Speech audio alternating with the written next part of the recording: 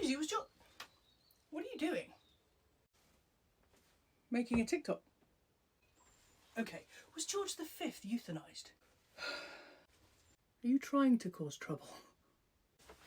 Come and take a seat, and I'll explain.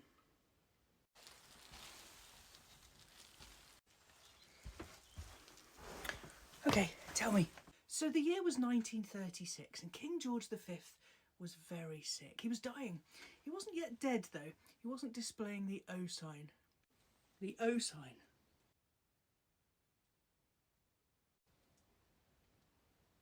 Sorry. The king was being looked after by his physician, Lord Dawson of Penn. Now he knew, as any good physician does, that you can't tell when somebody is actually going to die. Even if they're actively dying, you can't look at your watch and say, this will be the time. But that posed a bit of a problem for the doctor, because he wanted the king to die at a certain time, knowing that if he did, it would go in the right newspaper and not the tabloids. What were the tabloids? These were the society papers and the gossip papers, and they came out at a different time of day to the broadsheets, the proper papers, he thought, like the Times. So the king's death had to be timed perfectly to come out at the right time of day. And who better to do that than a doctor? So he picked the time of day that the king was going to die. He told his wife, go and phone the Times and tell them what's about to happen. He loaded a syringe with cocaine and morphine, and he injected it into the king's neck. And that was the end of the king.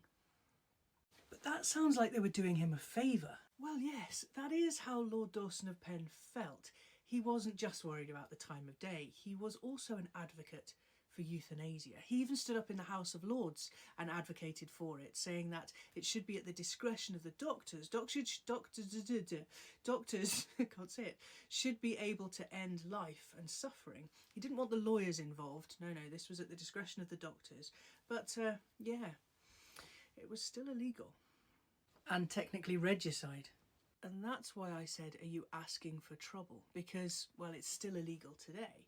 And there are a lot of people who believe that it shouldn't be, that we should be able to choose to end our lives. But of course, this discussion carries on about medical ethics and doing no harm and slippery slopes and all the rest of it. 100 years later, we're still having the same discussion. Because technically, if you're to do that, it would be regicide. You should write a book. Yeah,